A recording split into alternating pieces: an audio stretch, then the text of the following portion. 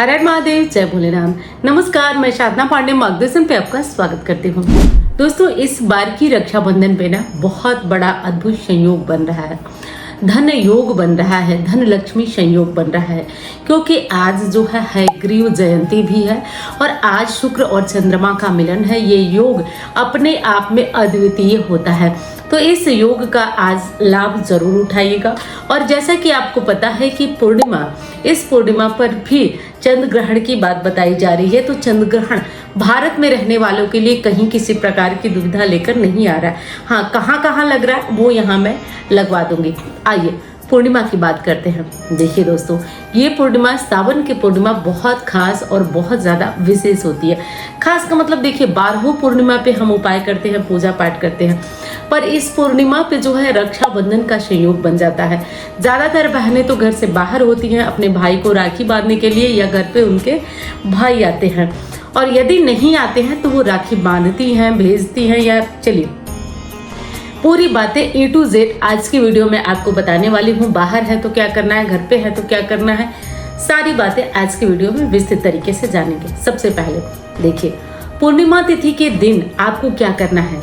अब देखिए, पूर्णिमा की तिथि के दिन आपको क्या करना है कि आप एक दिन पहले ही कुछ विशेष नियम और विशेष कार्य कर ले। जैसे देखिए, त्योहार का दिन है तो चाहे आप सत्यनारायण भगवान की कथा करें, चाहे कोई भी काम करें, आप बहुत सफाई नहीं कर सकते, क्योंकि इस दिन हमें तैयार भी होना है, पूजा पाठ करना है। जो सेम डे भाई के घर जाएंगी उनको तो और भी मेहनत है। तो एक दिन पहले, यानी कि देखिए गुरुवार को, अब बता ही देती हूँ आपको पहले ताकि समझने में आसानी हो। गुरुवार 27 तारीख को पूर्णिमा 9:09 पर प्रारंभ हो रही है, ठीक है। और अगले दिन जो है पूर्णिमा 9:48 पर, यानी 28 तारीख को 9:48 पर समाप्त हो रही है। अब जो लोग व्रत करेंगे उनको तो 27 तारीख गुरुवार को व्रत करना है, 27 तारीख गुरुवार को, परंतु रक्षाबंधन 28 तारीख को होगा। और रक्षाबंधन के साथ जो भी पूर्णिमा का स्नान दान होता है, नियम होता है, सब कुछ आपको 28 तारीख को, 28 अक्टूबर को करना होगा। 28 अक्टूबर शुक्रवार का दिन है। तो सबसे पहले देखिए, 27 तारीख को गुरुवार है तो बहुत ज़्यादा साफ सफाई नहीं हो सकती। अब देखिए, इसीलिए ना हमारे सनातन धर्म को थोड़ा सा लोग ऐसे क्रिटिसाइज करते हैं, लेकिन समझने का प्रयास करिए। अगर ऐसा नहीं है कि ये लचीला नहीं है, ये बहुत लचीला है। जैसे मान लीजिए आज गुरुवार है और अगले दिन शुक्रवार है और हमें कहीं जाना है, कुछ भी है, तो मान लीजिए हम जो घर का, ऐसा तो नहीं है कि हम घर में बहुत गंदा फैला के रह रहे हैं, ऐसा तो है नहीं। सामान्य तौर पे हम साफ सफाई जो रखते हैं रखते ही हैं, तो ऐसा कुछ नहीं कि झाड़ू पोछा या कुछ भी ऐसा बहुत डीप नहीं हो पाया तो कोई दिक्कत है, कोई दिक्कत नहीं है। आप उस दिन भी घर में गंगा जल और हल्दी का छिड़काव कर लेंगे तो हल्दी गंगा जल में वो पावर है, वो चमत्कार है जो कि आपके घर को पूर्णतया जो है वो साफ स्वच्छ कर देगी। तो जब सामान्य दिन होता है, मैं कहती हूँ साफ सफाई करिए, लेकिन इसमें कोई घबराइए नहीं, क्योंकि व्रत वाली पूर्णिमा 27 तारीख को है जिस दिन गुरुवार है, और 28 तारीख को शुक्रवार है जिस दिन हमें बहुत सारे काम रहेंगे। तो ये कार्य कर लीजिएगा, सफाई का टेंशन छोड़ दीजिएगा। जो लोग व्रत हैं वो तो अपना बुधवार को अच्छे से बाल वगैरह धो लें, धो करके अपना व्रत करें। बाकी लोग जो सत्यनारायण की कथा कर रहे हैं उनको भी मैं बार बार कहती हूँ, कहीं किसी प्रकार का बाल आप नहीं धोए हैं। मान लीजिए आप जैसे पीरियड्स के बाल हैं तब तो आप धो सकते हैं, नहीं तो आप बाल ना धोएं, केवल गंगा जल का छिड़काव करिए। किसी भी हाल में आप समझ सकते हैं मैं क्या कहना चाहती हूँ। आप हल्दी गंगा जल का छिड़काव करके आप जो है पूजा कर सकते हैं, क्योंकि माता अनसुईया ने, आप जानते हैं कि ये एक सीता जी को बताया था कि ऐसे करने वाली महिलाएं जो है जो सिर पे गंगा जल का छिड़काव करके पूजा पाठ किसी भी धार्मिक अनुष्ठान में भाग ले सकती हैं, तो कोई दिक्कत नहीं, ध्यान रखिएगा। अब आती है हमारी बात कि आज का दिन कितना विशेष है। सबसे पहले वो कार्य बता देती हूँ कि क्या क्या करना है। देखिए, आज के दिन 27 तारीख को आप व्रत करेंगे। 27 तारीख को व्रत की पूर्णिमा है, तो जो लोग व्रत करते हैं 27 को व्रत करेंगे, 28 को आपका पारण होगा, ठीक है। जो लोग चंद्रमा को अर्घ्य देने के बाद खा लेती हैं उनकी बात अलग है, नहीं तो 28 तारीख को आपका पारण होगा। 28 तारीख को आप सुबह उठिए, और मुझे नहीं लग रहा है कि आज त्योहार के दिन कोई भी अपना घर छोड़ करके कहीं गंगा वगैरह में स्नान करेगा, क्योंकि देखिए जो बात सही है वो सही है। हमारे दादाजी और गुरुदेव भी कहते हैं कि त्योहार पे कभी भी अपना घर नहीं छोड़ना चाहिए। मैं रक्षाबंधन की बात नहीं कर रही हूँ, आप रक्षाबंधन के लिए कहीं भी जा सकते हैं, मैं अन्य किसी त्योहार की बात कर रही हूँ। तो आपको क्या करना है कि आज बाल्टी में गंगा जल डाल करके सुबह सवेरे हर हर गंगे बोलते हुए स्नान करना है। अपनी दहलीज को शुक्रवार 28 तारीख को अच्छे से पोंछ लीजिए, सजा लीजिए। कैसे सजा लीजिए? तो आप स्वास्तिक बनाइए, दीपक जलाइए, धूप बत्ती जलाइए, जला करके अच्छे से सजा लीजिए। घर में जो पूजा पाठ नियम अनुष्ठान करते हैं वो करिए। अब एक चीज़ का विशेष ध्यान रखिए कि आज भी आपका पार्थिव शिवलिंग बनेगा, ठीक है? आपने बनाया तो आज भी बनेगा। बहुत सारे लोग जो है प्रसन्न भी हैं, उनकी मनोकामना पूरी हुई है। बहुत सारे लोग अप्रसन्न भी हैं, परेशान भी हैं कि कब भोलेनाथ देंगे।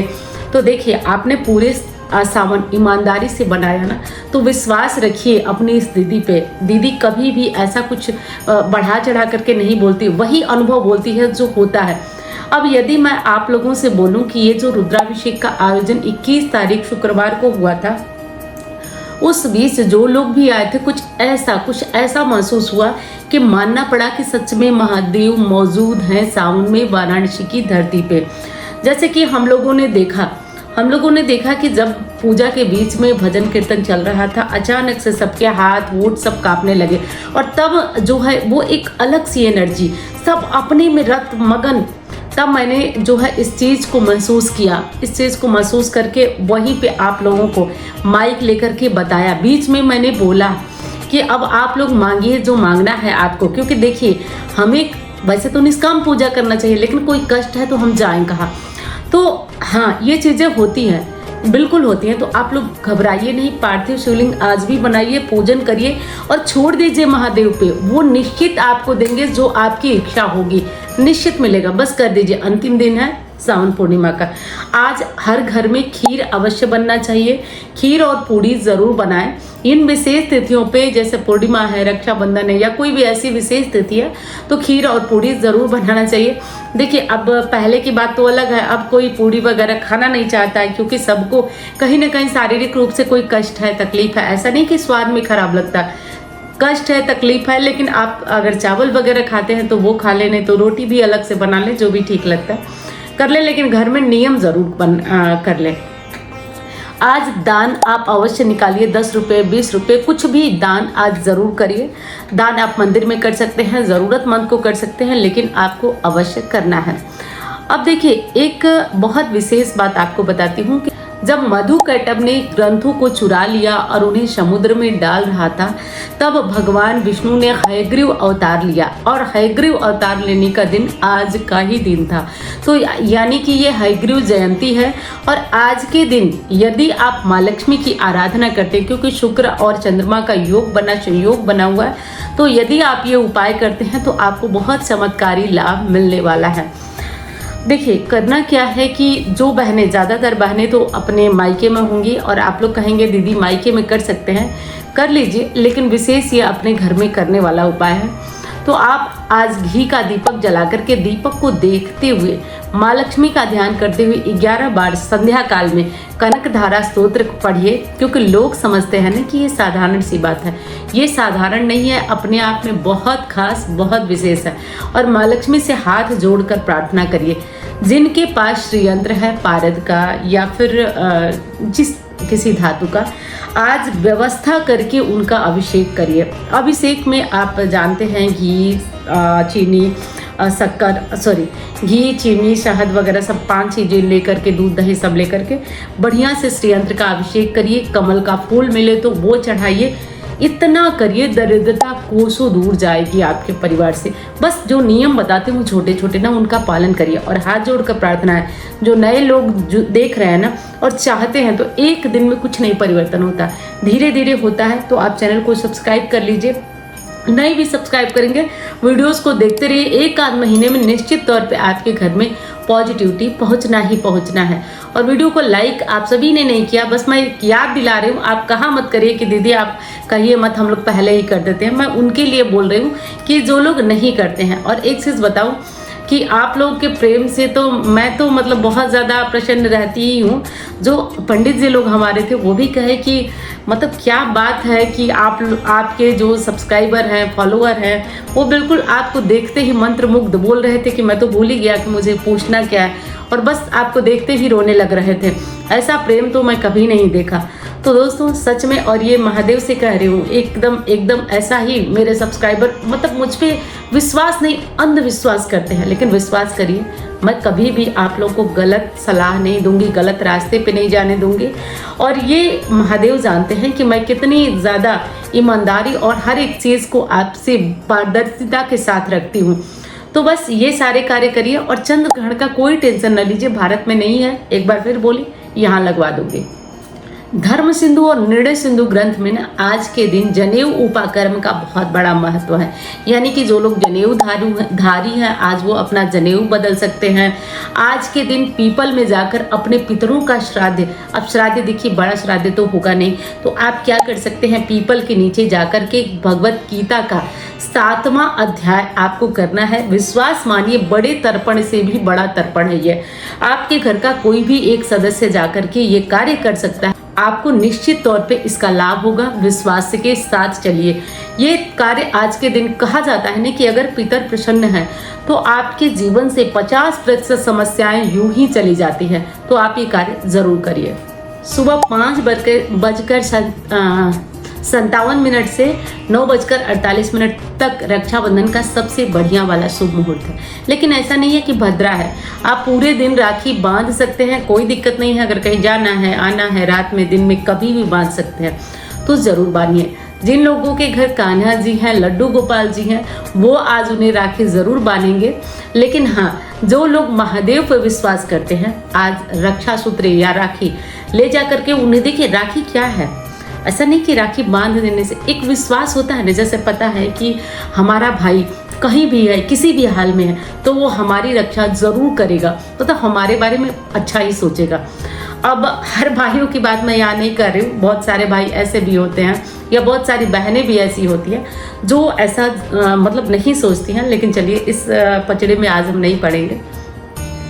तो महादेव को राखी आपको ज़रूर बांधना है। और जो बहनें अपने भाई के घर जा रही हैं रक्षाबंधन पे, तो वैसे तो आप ये बातें जानती हैं, फिर भी आपको बता दूं कि देखिए, अपना ऑरा कमज़ोर होता है। कभी किसी के घर जाइए ना, खाली हाथ बिल्कुल मत जाइए। 2 टॉफ़ी लेकर के जाइए, लेकिन खाली हाथ कभी भी किसी के घर, भाई के घर की बात तो आप लेके ही जाएंगे, लेकिन कभी भी खाली हाथ मत जाइए। और भाइयों की भी ये जिम्मेदारी बनती है कि वो अपनी बहन को अपनी श्रद्धा से, अपने सामर्थ्य से कुछ न कुछ उपहार ज़रूर दें। ऐसा नहीं कि उन्हें खाली हाथ, यहाँ तक कि आपके भी बच्चे छोटे छोटे हैं, साथ में राखी बांधते हैं, तो आप ये मत सोचिए कि बच्चे हैं क्या इनको दिलवाएं, नहीं। आप कुछ शगुन के लिए उन बच्चों के हाथ पे, मतलब बेटे से अपनी बेटी के हाथ पे कुछ पैसे या कुछ कपड़े, जो भी आप ही को देना है, क्योंकि अभी तो आपका बेटा देने लायक नहीं है, तो ये चीज़ ज़रूर दिलवाइए, बहुत ज़्यादा शुभ होता है। खाली हाथ ऐसा नहीं करना है। और रही बात कि देखिए, अगर आप सामर्थ्यवान हैं तो ये सारे नियम जरूर करिए। और नहीं, देखिए, जहाँ प्रेम होता है ना, वहाँ सामर्थ्य खुद से हो जाती है। सामर्थ्य का मतलब ऐसा नहीं कि महंगे गिफ्ट, उपहार। ऐसा होता है कि अगर आप प्रेम से कुछ भी अपनी बहन को देते हैं ना, वो समझती है कि इस चीज़ में आपका प्रेम है। और एक बात का विश्वास करिए, अगर आपकी बहन अच्छी है, आपके घर में इंटरफेयर नहीं करती है, आपसे किसी प्रकार की कोई ईर्ष्या द्वेष नहीं रखती है, तो बिल्कुल आप उसे उपहार अवश्य दें। अगर वो आपके घर में इंटरफेयर करती है, आपको कष्ट देती है, कलेश करती है, तो फिर ऐसी बहन से तो आदमी थोड़ा परेशान रहता है। लेकिन हाँ, ऐसी बहन है जो साधारणतया रक्षाबंधन या आपके बुलाने पे आती है, तो प्लीज़ आप लोग उसको ज़रूर मतलब कुछ अपने हिसाब से करिए। बाकी मैं क्या कहूँ, मेरा इतना ही कहना था। उम्मीद करती हूँ वीडियो आपको पसंद आई होगी। धन्यवाद। हर हर महादेव।